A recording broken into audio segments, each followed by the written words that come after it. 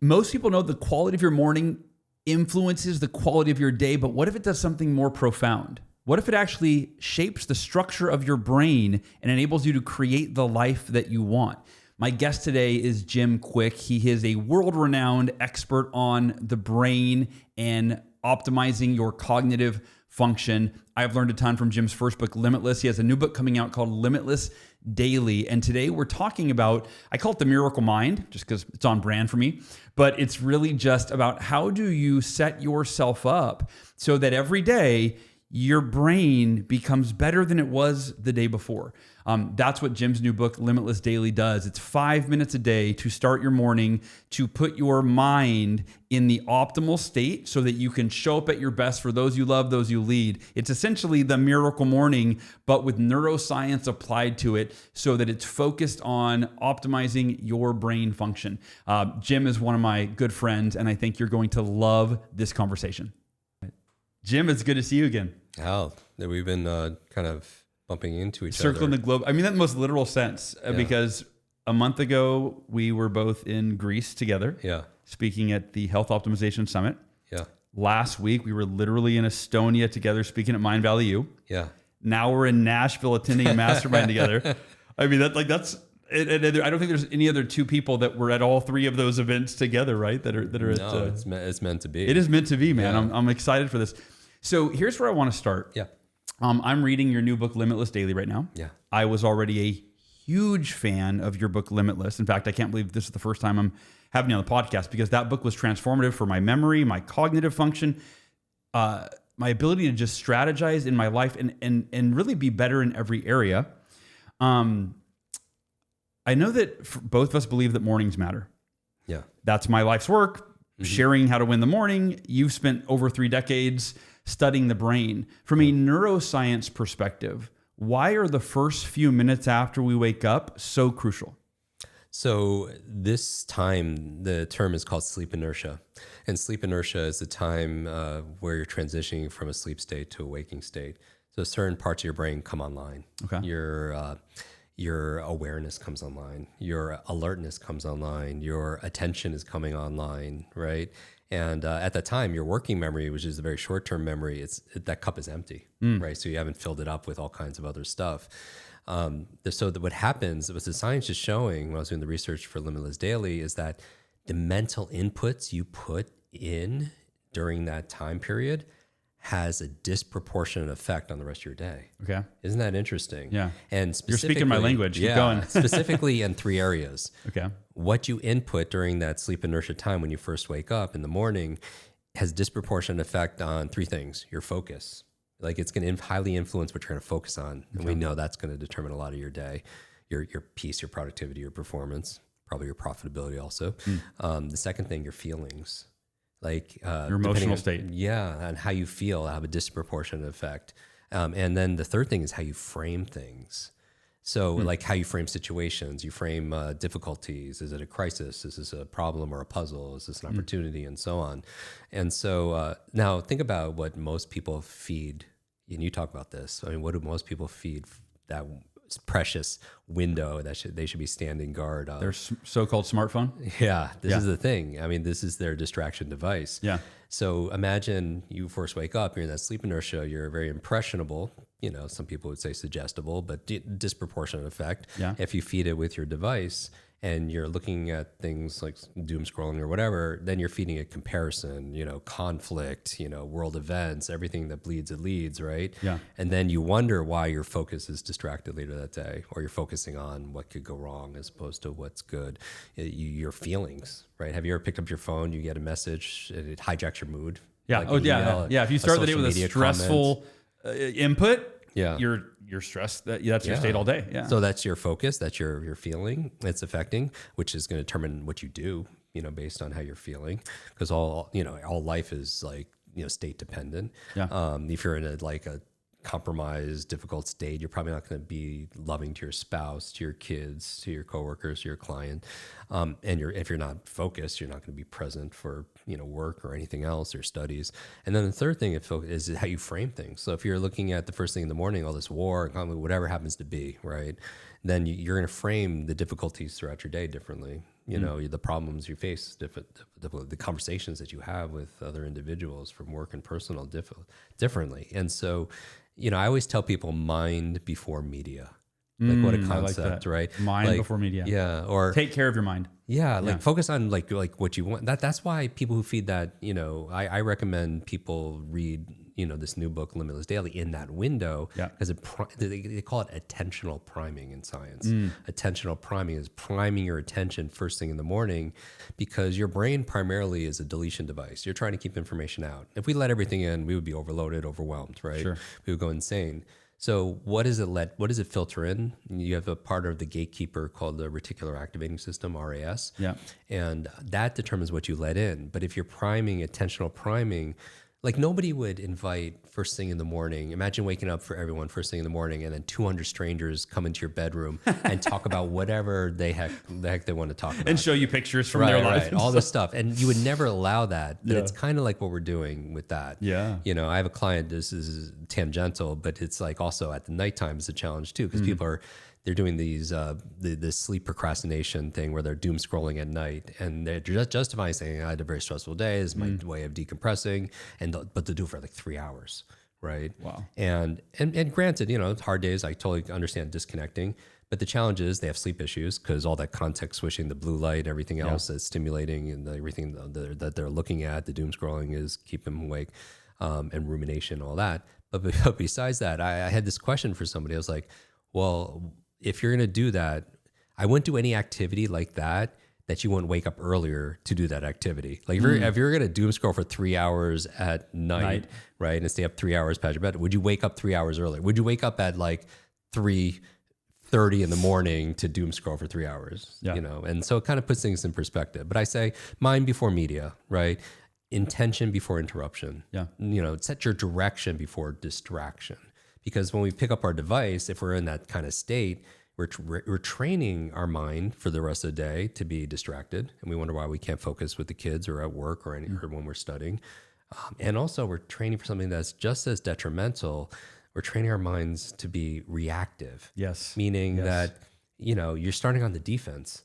Like, you know, get one message that kind of like you're fighting fires all of a sudden. First thing, you get a voicemail, a social media, WhatsApp, a social media comment, whatever it is. Yeah. And you're just reacting as opposed to really proactively.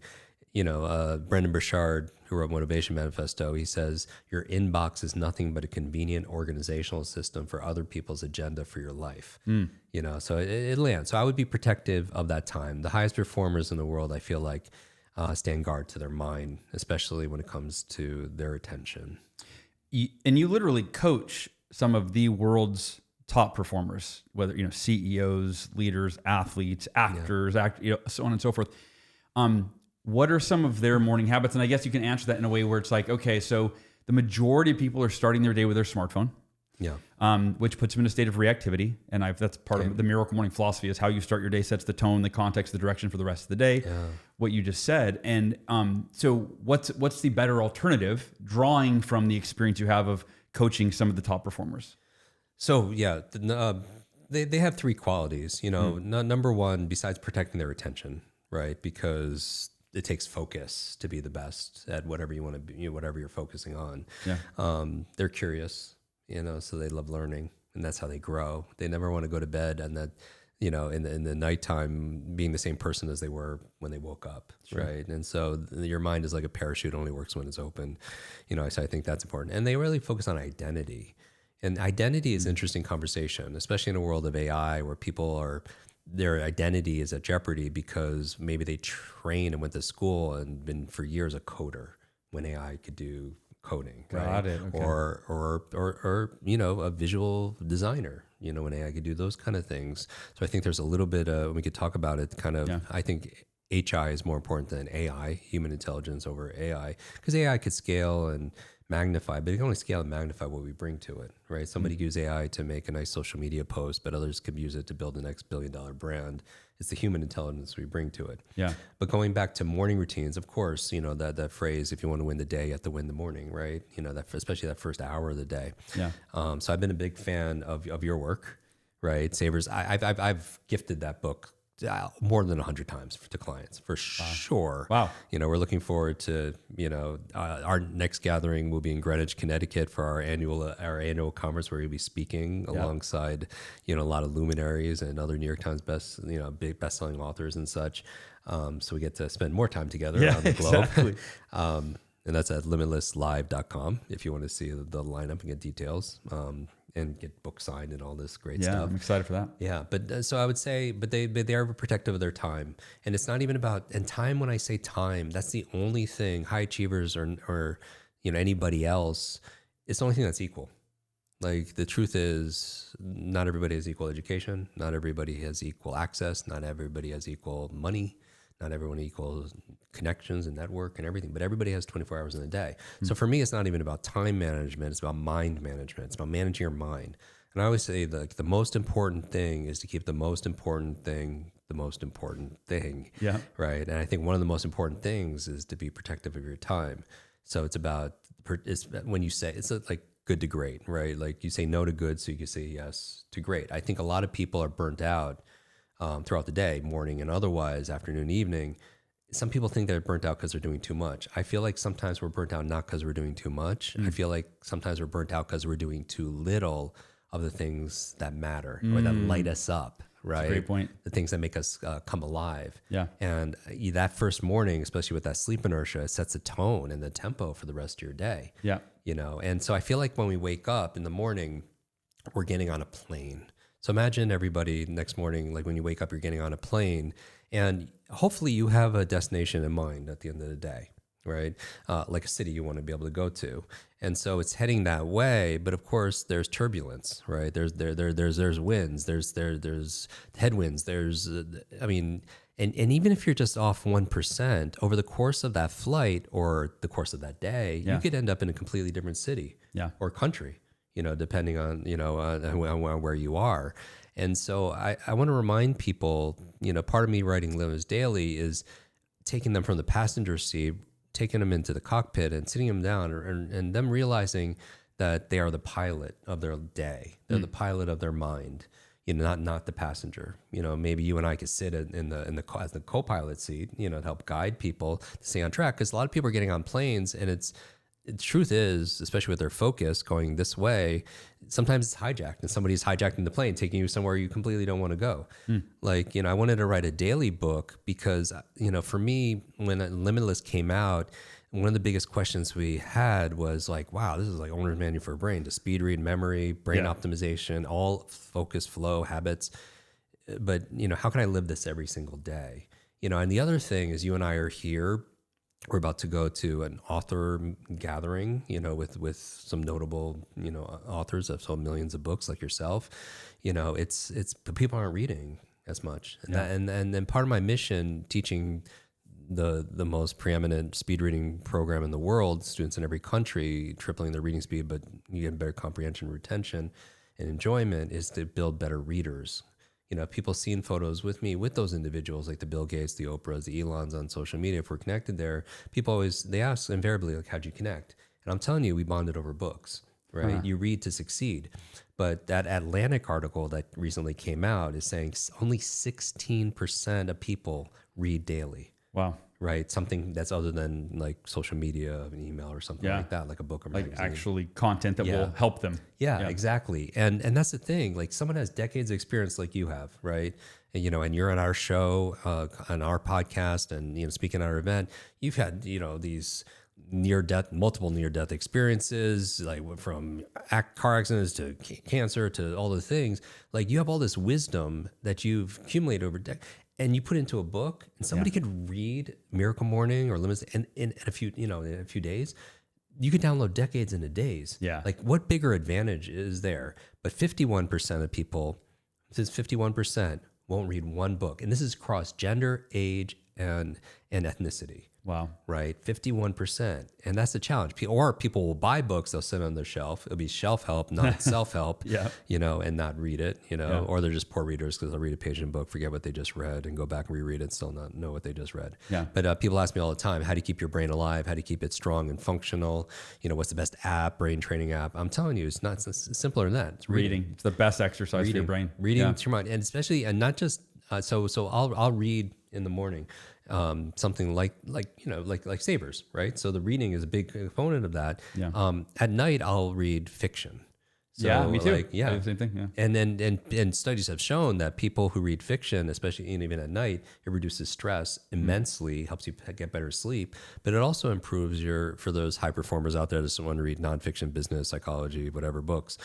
There's a real argument to read fiction. So, because I don't want to read nonfiction at night because I just get in my head and I Totally get business and I get start ruminating about yeah, things. Yeah. Now you're Psychology, overthinking and science, all that yeah. stuff. So I don't want to stay awake. But fiction reading will help relax. It also improves your EQ.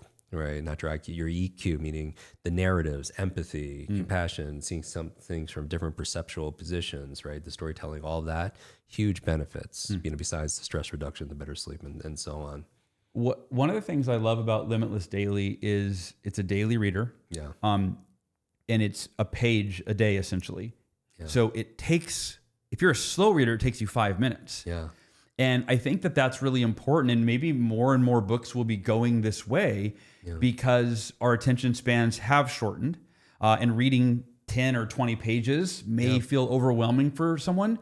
There's no one, even if you haven't read in years, that can't go, I could handle a page a day. And to your point, your book Limitless, which was transformative, it taught me how to speed read. It improved. I have brain damage from a car accident. It taught me how to improve my memory. I mean, I can run through your faster learning acronym. I could run through there's so many from that book, because that's the interesting thing. It's brilliant that you're teaching us how to have better memory while we're reading your book. So it's like I'm remembering more of your book than any book I've ever read. Yeah. But the point is this.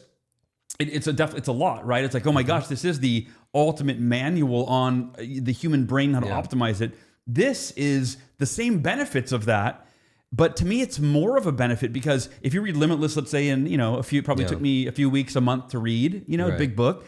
And then I'm trying to remember all the things, whereas this is like, that'd be like going to the gym for a month, working out really, really hard every day for a month, and then taking the next 11 months off versus work out for 5 minutes a day to keep your body in shape and do that for every day this year. Your brain, and I want to ask you that, if somebody dedicates just 5 minutes a day, and the beauty is our listeners are Miracle Morning practitioners. This is perfect. You already have the R in Savers. You're reading every day. Read Limitless Daily every day. Yeah. Fast forward 366 days from now. Yeah. Describe what Limitless would be for someone that read the book. Goodness. Okay.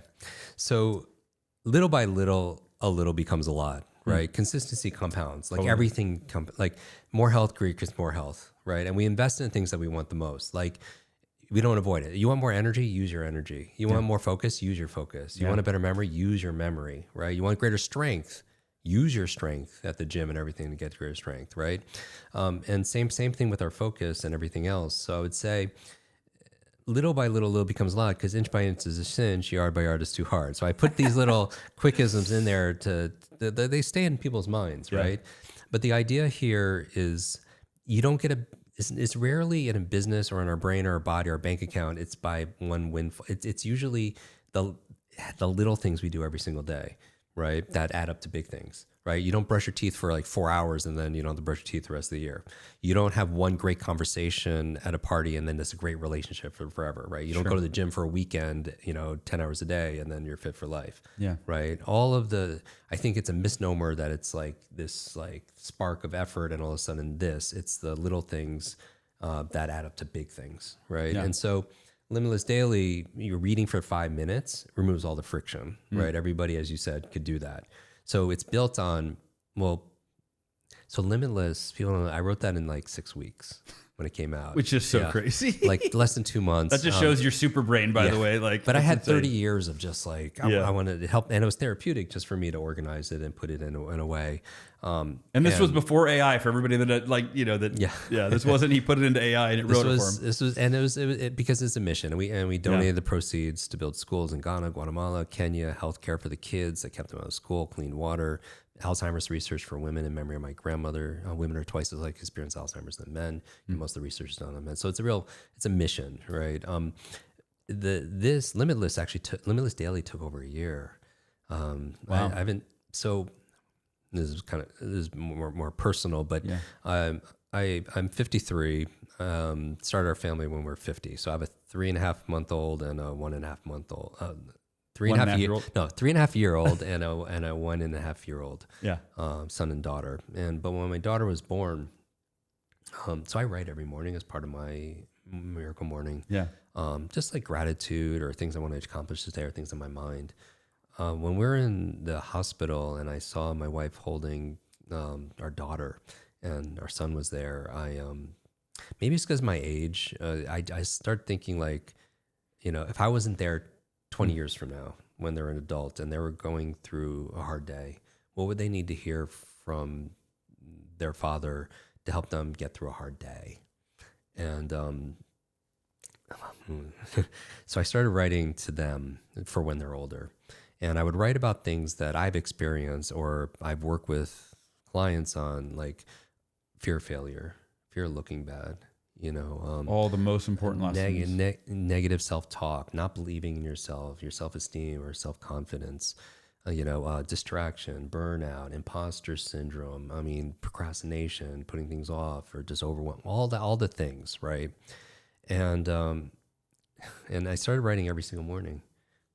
Instead of doing what I would do for ages, as long as I could remember on whatever I was writing, I would start writing to them.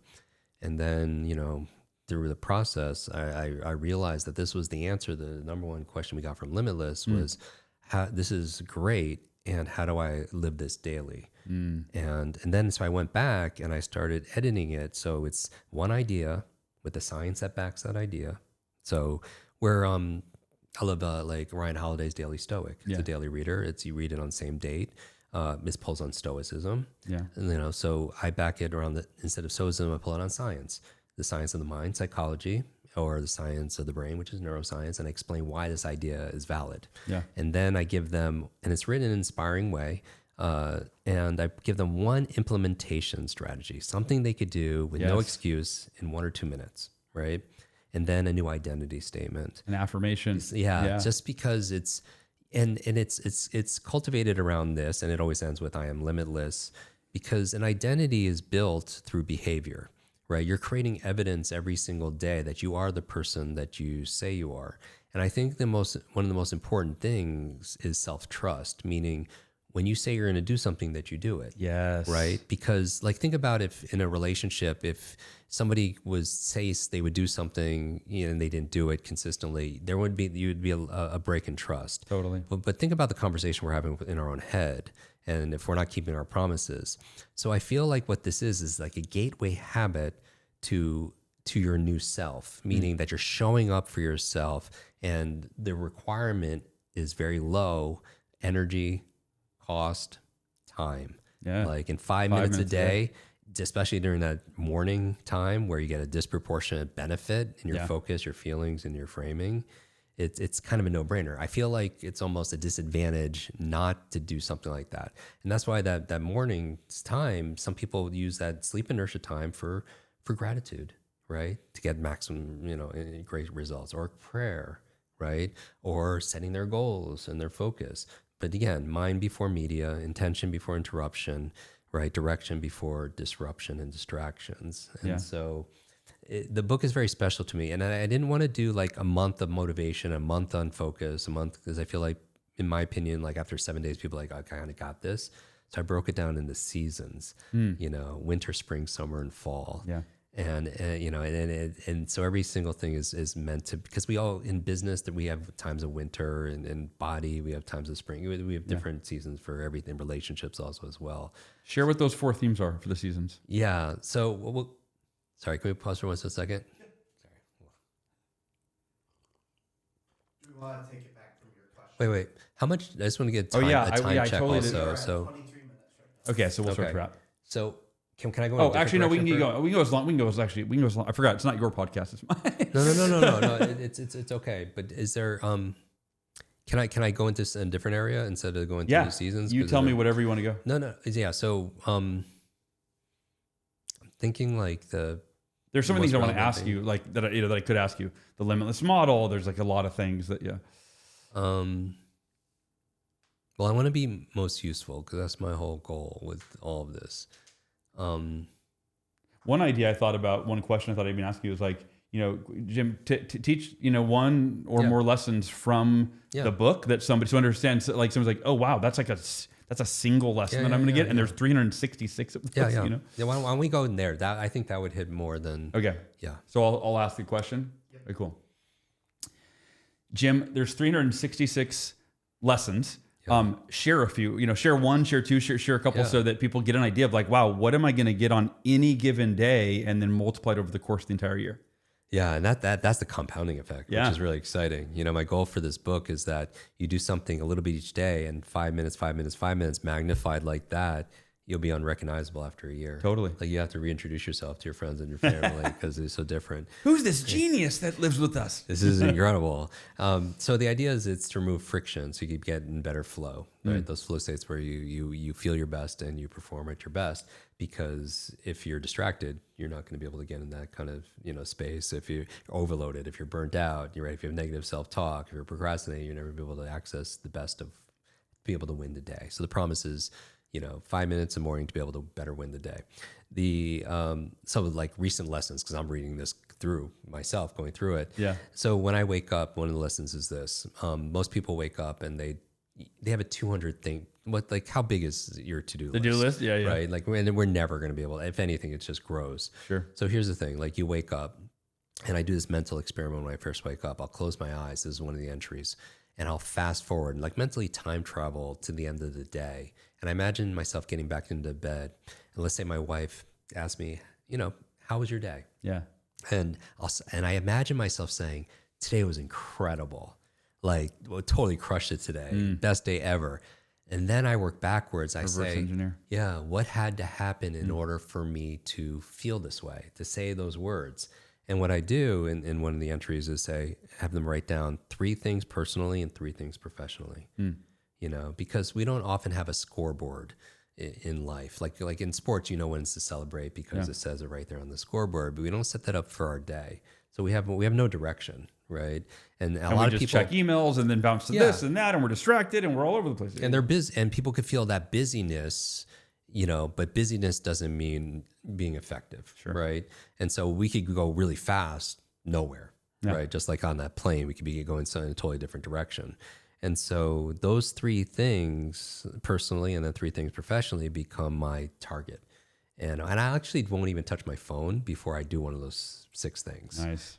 So I have those kind of built in also as well. I also, by the way, you can't just stop something and start something. You have to start something else, right? You can't just take something away. You have to replace it. So imagine at your nightstand, you don't have your phone there because number 1 for habit design is control your environment. So you don't have to use your willpower, right? If you don't want to eat that junk food, don't have it in the home. Totally. Right. If you don't want to pick up your phone first thing in the morning, then have your phone in your bathroom, right? Something create friction around. The prime directive is you want to make things that are bad for you harder, more difficult. And you want to make things that are really good for you easier, right? So I have a kettlebell in the doorway of my office. So I pull up bar also. So I make sure I do that because I make it easy for myself to be able to do. So, the nightstand, I don't have my device there. I do have a copy of Limitless Daily because that's one of the first things that I grab. But other people could have other things there. They could have their journal or they can have their whatever it happens to be. Their glass of water if they want to drink water first thing in the morning or what have you. So those 6 things, this would be an example, and then I go through the science of it and explain it right in an inspiring way. And I give them one tactical thing that they could do to be able to get momentum. And they get the dopamine that they earn. One of the challenges is today's society, dopamine is the molecule of motivation, right? And most people feel like they have to be motivated to take action. And the reason why in Limitless that you studied, you don't have motivation, you do it. I'm all about taking the nouns in our life and turn them into verbs. You don't have energy, there's a process for energizing yourself. You don't have creativity, there's a process for being creative. You don't even have a memory. There's this 3-stage process of encoding, storing, retrieving, right? And what does that do? It gives you your agency back. Because people are waiting for it. I wish I had more energy. I wish I had more motivation. I wish I had a better memory. I wish I could focus, right? They're waiting for it to fall into their versus like, I'm going to generate energy. I'm going to generate motivation. I'm going to improve my memory. Yeah. Yeah. And that's the difference between, and wishing is not a strategy, right? And so it's like, oh, I hope I get this, or I wish I had some creativity to write today. Yeah. And when, like, I never have writer's block because there's a process for being creative, right? And so once you understand how your brain works, you can work your brain. Really what this book is not only does it give you the inspiration and the information to win your day, it's also developing the habit of reading, right? To get people, because leaders are readers, and training your brain. And it's a gateway. So you start reading that, you read other things also as well, which is the side benefit. But it also is a gateway that, like, if I could introduce one small thing, what else can I do, right? And it's also simultaneously, it's building your human intelligence. Like in a world, I don't know how concerned people are about artificial intelligence. I think everybody's pretty concerned. Yeah. And some people are optimistic. Other people are pessimistic. Some people are in between. For me, I just want to remind people, like, whether or not AI replaces people, it's definitely going to reveal people. Meaning that I'm hoping, this is my hope, is that the AI revolution leads to a human evolution, where I think one of the biggest conversations of today that it could be had is, how do we remain deeply human in a world in an age of AI? Yeah. Right. If AI can compute and process, right, and do these things, what makes us valuable as human beings in the workplace or outside the workplace? Yeah. And I feel like my positive outlook, my hopeful outlook would be that it'll force us to become more human, because we're not going to be able to outcompute anything. Because ultimately, AI could spit out an immense amount of data, but humans have to decide what's important. They have to decide what that data means. Yeah. They have to decide what to do with that new information also as well. And so I have an acronym as a shortcut mnemonic to help people listening. Maybe they're working out or they're driving or something else and taking notes. Human.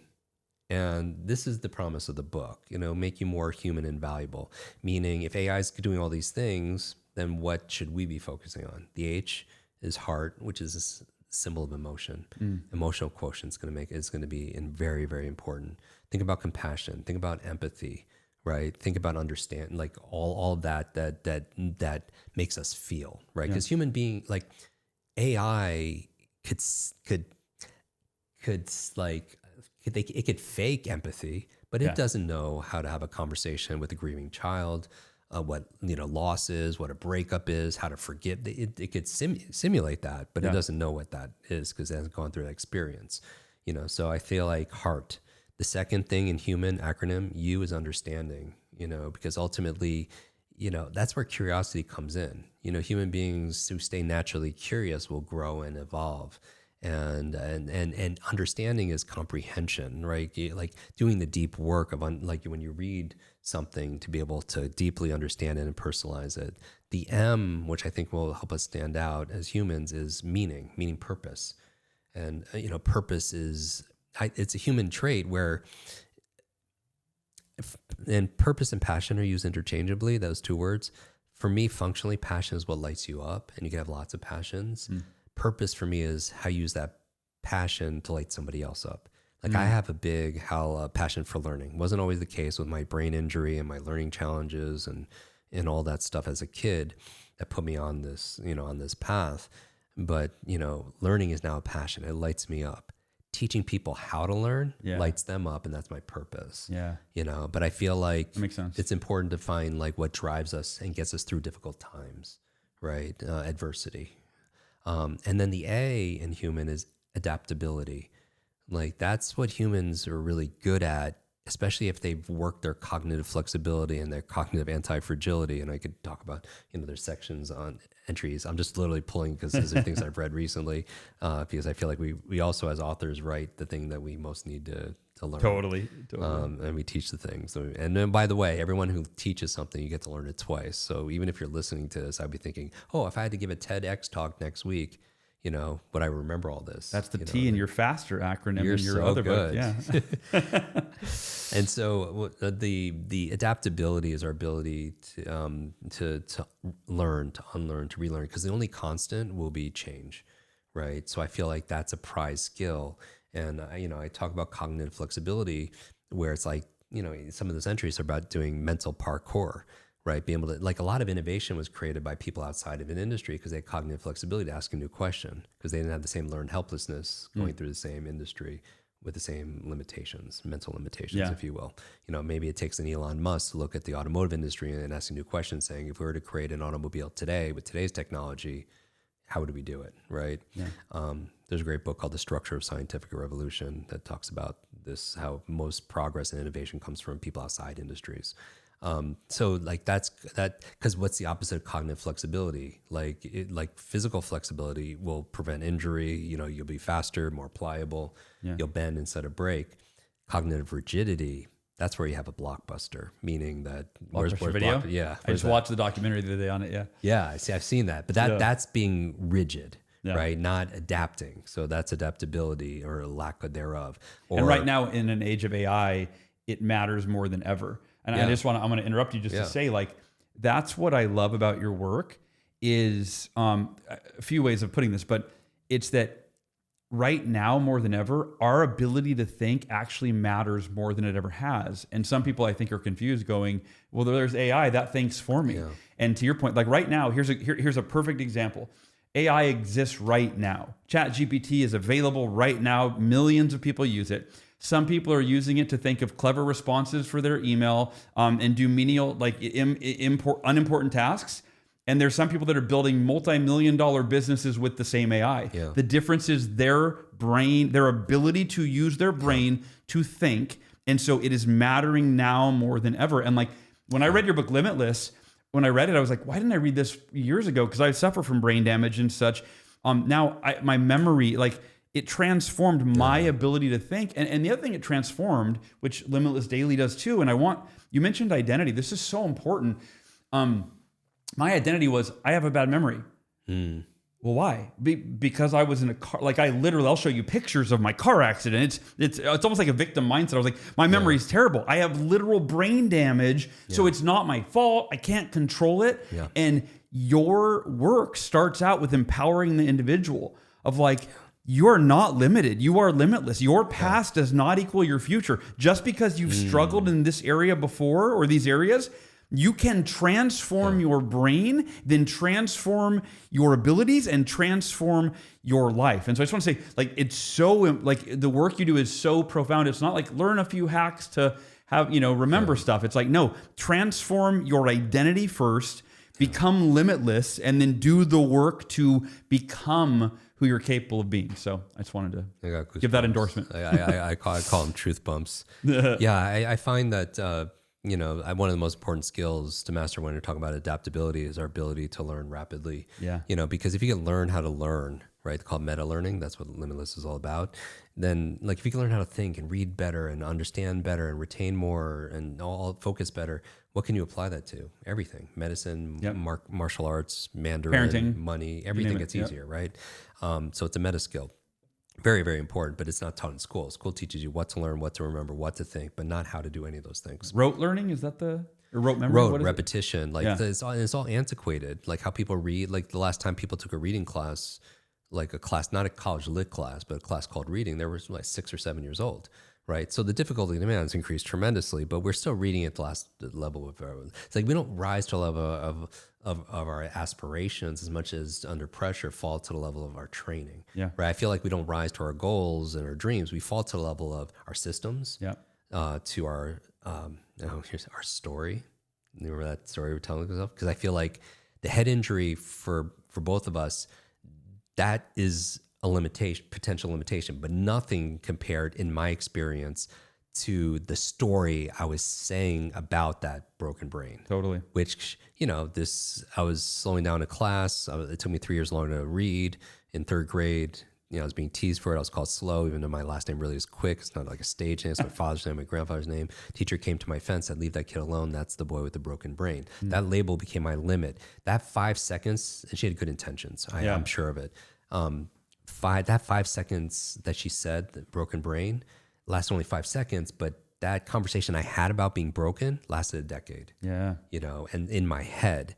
And so the good thing is I feel like So we don't rise to the level of our aspirations. We fall to the level of our systems, to our stories, to our standards that we have for ourselves, and our self-image, going back to identity. Yeah. Because it's really hard to outperform how we see ourselves. Totally. And I like, with the work that you and I do, we're giving people an example where they're doing something, creating a result, and that becomes evidence that you are the person who you want to be, right? Because I think that's the best way of changing something. Now, like even with the procrastination that people struggle with, you don't have motivation. There's a process for motivating yourself. I call it P times E times S3. You need purpose. You need to feel something because it has to go from your head to your heart to your hands. You could visualize a goal in your head if you're not acting with your hands. Like you're visualizing, I want to read 30 minutes a day, but you're not acting with your hands, like actually picking up a book, checking with the second H, which is your heart, like the emotion that propels you.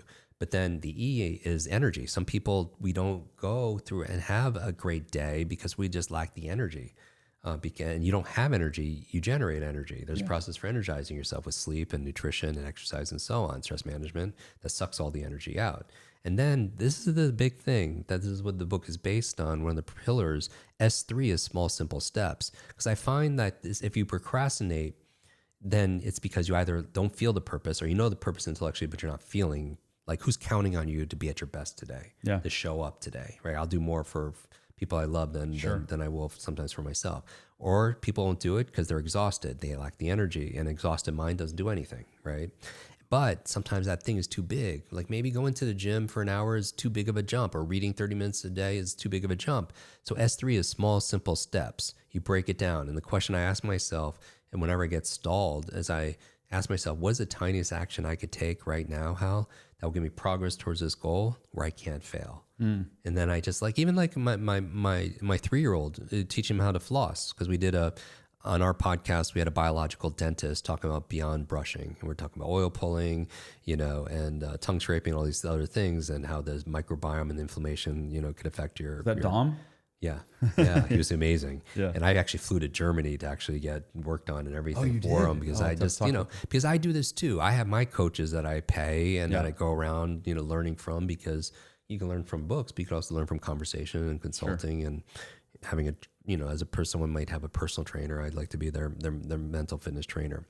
But with my son, just like, how do you floss? And maybe it's too big of a jump. Like, wow, this is a big jump. Floss one tooth. Then he was really open to doing a second tooth. And a third. Like, how do you, if 30 minutes of reading is too big, opening up a book is a small, simple step. Reading one line, one page. It's so easy to be able to do. So it removes all the friction. Even when I want to write, I don't even rehearse. Like, if your goal is, I don't even visualize to manifest a goal by visualizing the goal. I visualize and mentally rehearse the habits and routines that get you, that will make that inevitable. Right? That'll make that happen. And so, and that's another entry in Limitless Daily, is that it's called future, I call it future episodic remembering, where it's not, where you're picturing in your timeline, your mental timeline, this ideal version of yourself, or perfect day, who you're around, what you're hearing, everything else. And then there's a process for remembering that as clearly as you remember what you had for breakfast this morning. So it's not even an imagination, right? They say imagination is more powerful than knowledge, right? Einstein said that. Or your mind doesn't know the difference between something you vividly imagine and something that's real. But most people in the morning, they're rehearsing all the dread and all the things they have to do, and they're quietly quitting, or they're rehearsing failure because they're fear of that. But they're practicing those reps. So it's not a matter of if we're practicing or not. We're always practicing inside of our minds. The thing is the routines, the practices, the habits, the systems getting us to what we want or what we don't want. I think one of the fastest ways, another entry in Limitless Daily, one of the fastest way to change or create the life you want is to stop feeding the life that you don't want with your thoughts and the habits and the people and the routines and the projects and everything else that could be that. And so, and I just want to remind people there's another entry in there is about 4 choices. There's a quote in Limitless from a French philosopher you I'm sure you've read in Limitless that says, life is letters C between the letters B and D. Yeah, I love this. Yeah, where B is birth and D is death, and life C. Everything in between is choice. That our life is the sum total of all the choices we made up to this point. And I truly believe that these difficult times, if you see it that way, can distract you. These difficult times can diminish you. These difficult times can define you. Or these difficult times, they can develop you. We decide with the choices. If we get bitter, or or better. Like with everything that you've been through, like anyone would have been okay and totally understand if you're just like, I'm checking out, I quit, this is Sure. it, but and here's the thing is there's a thing about in there about complaining, because like our stories, they're absolutely valid. My parents immigrated here. We live in didn't speak the language. We live in the back of a laundromat that my mom worked at, Alzheimer's, like here, brain injury here, learning difficulties, migraines every single day, and it could do that. Right. Or, we could be like, this is what, happened, because that uses up an immense amount of time, energy, focus, everything that could be going towards something, and the truth is, and it doesn't mean just going on coaching mode. We can't be upset by the results we didn't get from the work we didn't do. Yeah. And so it's better well done than well said. It just is. And it's a myth. I call it a lie in Limitless. Limited idea entertained. That's a lie. Limited idea entertained. LIE. It's a myth that knowledge is power, right? It has the potential to be a lot of power. Yeah. It only becomes power when we use it. But I want to remind people could read Miracle Morning or read Limitless Daily each morning. And if you don't use it, then your life is no better off functionally than somebody who's illiterate and couldn't read these books to begin with. Yeah. I call it a personal development junkie, where you engage in personal development every day. Yeah. And then you believe that's enough. Like you trick your brain and think, well, I did the thing, I read the book, but it's like, but you don't actually implement it into your life. And then you just read another book and another book and another book. That's what one of the ways that I would frame Limitless Daily is, it's like having Jim Kwik as my daily coach.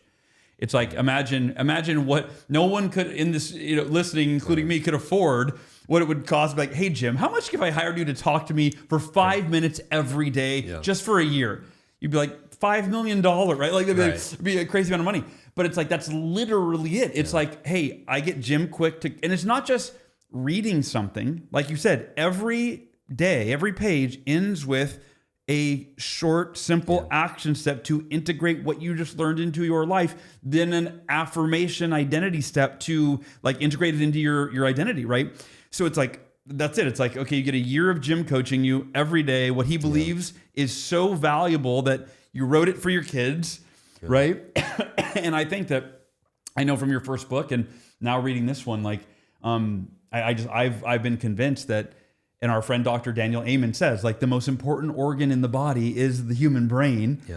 And it's the one that most people don't pay any attention to. And the challenge is, as you mentioned, in a world of AI, there's something called cognitive offloading. And I talked about this back in Limitless in 2020. I called it digital deduction, the high reliance on technology to think for us. I mean, even think about something basic like technology has always changed the way we think. Like Google Maps, right? Where you don't have to remember to get anywhere. Yeah, I mean, even back before there was written word, people would have to remember everything, right? And then there's writing, and then there's a printing press, right? Then there's GPS, just calculators. Remember, like calculators, and we don't have to do mental math or anything else like that. And then there's GPS, where it's telling you when and where to turn, but then we don't exercise our visual spatial intelligence, so that would atrophy. Yeah. Now with AI, if it's doing the thinking for us, this is the challenge: is cognitive offloading or cognitive surrendering, where you wouldn't send someone to the gym to lift weights for you, but that's essentially what we're doing. And here's the thing: learning is meant to be effortful. And that comes from weird as being an accelerated learning coach. See, people learn faster.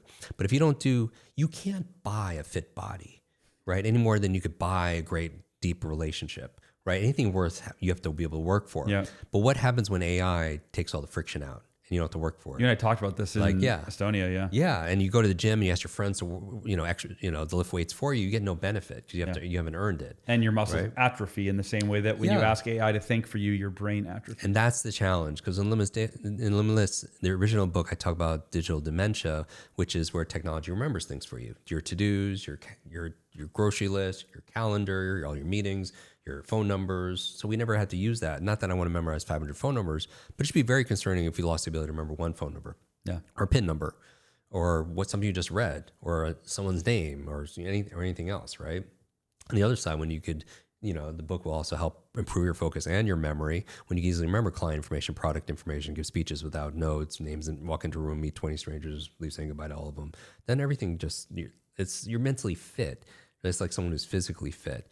and you're pliable and flexible as opposed to rigid, like a Blockbuster or a Kodak, right? They developed the backbone for digital technology, and where are they today? Kodak. I'm dating myself, being 53, but they were rigid, and we can't be rigid today. Now the challenge with AI is it's an amplifier, but it only amplifies if you have clarity and amplify that, and competence. If you're confused, it'll amplify that also. Yeah. And that's a challenge. But the cognitive offloading, most people have seen like the MIT study, right, where they took 3 groups of people, students, A, B, and C, and they had them write essays. A used ChatGPT, B used Google, and C didn't use it either. And they scanned their brains, like see which one's most active. And obviously it was group C because they did the work, right? Yeah. And they got the benefit. They also tested for recall about the essays, ask them a question about what the essay was about. And group A didn't remember hardly anything compared to group C because they didn't have to work for it. And so what I'm saying is technology is not good or bad, it's just how it's used. Yeah. Like the example I use is like if your apartment's on the 5th floor, your office is on the 5th floor for work, an elevator is a form of technology. It's very convenient, but then you don't take the stairs, right? If you have to go 10 blocks somewhere and you take an Uber or your car, that's technology, but then we don't get our steps in, right? And so my challenge is not whether or not like artificial intelligence will become more human. Mine is, will humans become more artificial, where natural intelligence becomes artificial? Like what happens in a society where we don't think anymore? And we're just relying on technology to tell us what to think, then then that atrophies, right? It's putting your arm in a cast for a year. It doesn't grow stronger. It doesn't stay the same. It weakens. Yeah. That's our mental muscles. What happens in a civilization where we can't think? Then we're easily manipulated, right? Everyone, authorities have an agenda, everything else. I've already seen AI's answers lean one way or right. I mean, maybe not accurate, not so true. Then we lose our judgment. We lose our logic. We lose our critical thinking. We lose all the things that make us more of who we are, that help us navigate the storms in life. And so cognitive offloading, or even worse, cognitive surrendering, where you're just letting it do all of it for you, is a big challenge. But yes, even that MIT study, and again, you could use, so there's 5 things you want to do before you go into AI. I'll give this to you. All right. This is what I use personally. I don't train on this, but this is what my team, my clients do. I want you to build before you borrow. Build your own intelligence before you borrow artificial intelligence. What do I mean by that? Simple acronym, of course. The B is brainstorm. So let's say you have a problem or situation you're going to AI for. Before you do that, brainstorm yourself, right? Like think about it. Yeah. Right? Get some reps in, yourself. The U is understand. And what I mean by that is even understand the problem that you're facing. Like Einstein's, said that if he had like an hour to solve a problem, he'd spend most of it trying to figure out what the problem. Because the problem, deeply understand it. Yeah, the problem is not usually the problem. The problem is usually our assumptions or thinking around the problem, right? So, get a deeper understanding, spend a little time like there. And then the I in build your brain, right, is imagination. This is where you just ask yourself new questions. Like how would a 5-year-old approach this problem? How would someone 20 times smarter than me look at this problem, right? Or how would Leonardo da Vinci or whatever be able to do this? What would my future self want me to look, see here? Then you're prompting yourself before you're prompting, artificial intelligence. You're prompting your natural intelligence. So that's the I, is imagine. The L in build is leverage AI. Then you can use AI, right? And so once you've done the preliminary work and you've used your brain, now you can leverage AI. Because you're doing your retrieval. You're seeing how much you actually know, as opposed to just reading something and reinforcing, something. Because seeing something is different than remembering it and knowing it, right? People can see a bunch of faces because it reminds them, right, of something, but it doesn't mean they remember those things. Just like reading something and rereading it. It's better that you go through and ask a bunch of questions, try to think, what do I know about sales, or what do I know about biohacking or anything else? And then you read it, then you get more information. So the L is leverage AI. And I would leverage it in Limitless. I had a whole chapter on how to use AI to enhance your HR, your human intelligence, how you take every single process to build memory palaces, to do mind mapping, to be able to quiz yourself, to be able to create AI to your preferred learning channel, however you want to learn, to summarize this, to ask you questions, someone has never asked before. So I would use AI in this context. Once you brainstormed, you understand, you use your imagination, then I would say leverage AI and just use it to stress test your ideas. To challenge your Right, assumptions, not yeah. just say, you're the smartest. Yes, everything you said is Isn't perfect. it- You're the isn't it smartest. incredible? That's how it's Like- trained to do, right? Right. But then, challenge, ask you questions to debunk this, create a debate, argue the other side of it, right? That's where I think part of intelligence is our ability to, to be able to change our opinions based on new data, right? Sure. So, but the challenges on social media and everything else, whatever you engage with, you get more of. So it's an echo chamber, right? You see more and more of the things that you agree with, right? Totally. And so you never even see the other perspective. But cognitive flexibility demands reading things that are outside your scope, right? Because actually some of the most successful individuals, they are generalists. They have hobbies. They have other interests that they could borrow on that intelligence for the thing that they're most focused and passionate about. That is their skill set or their mission.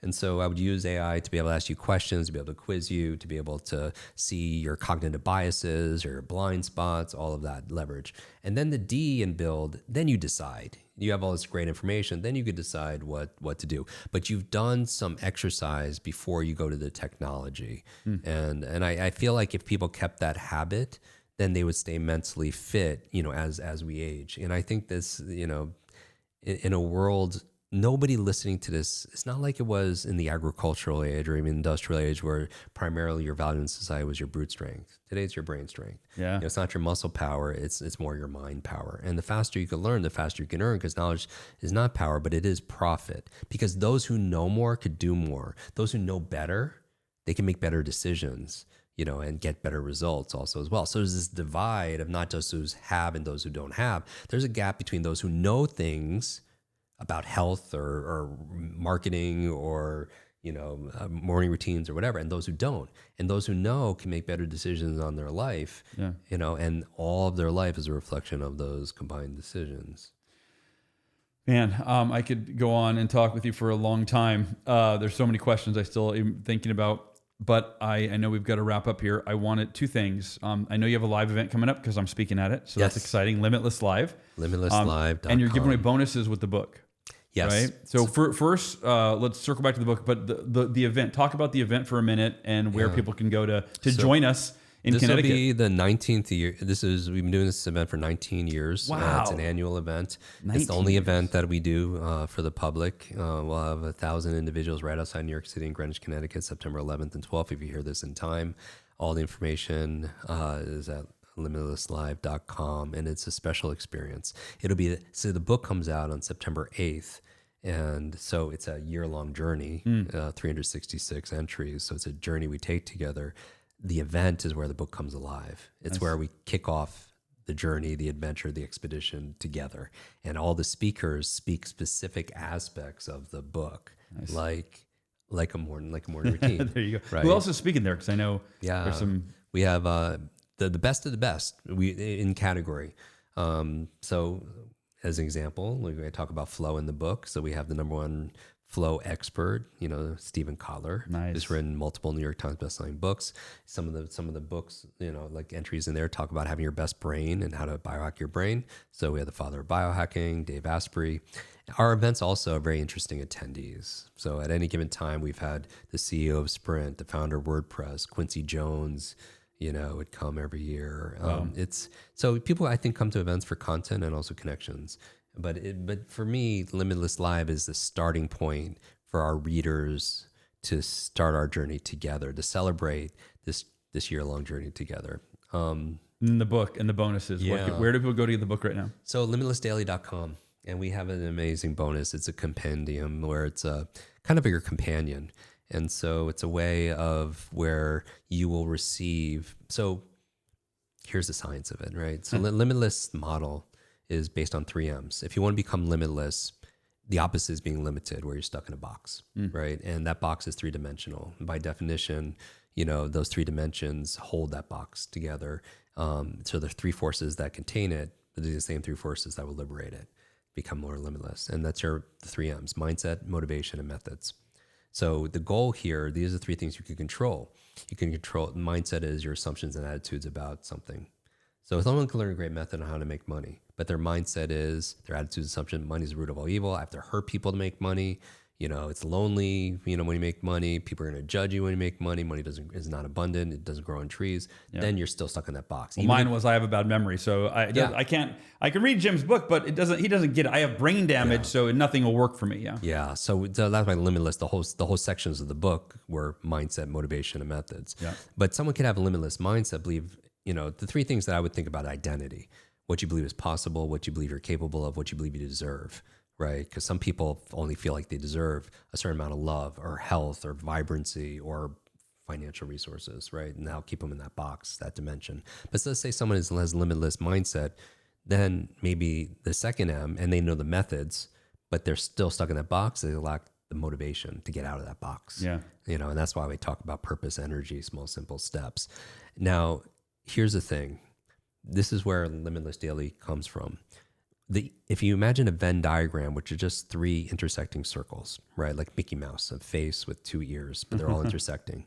So mindset, let's say the ears are mindset, motivation, the face is methods.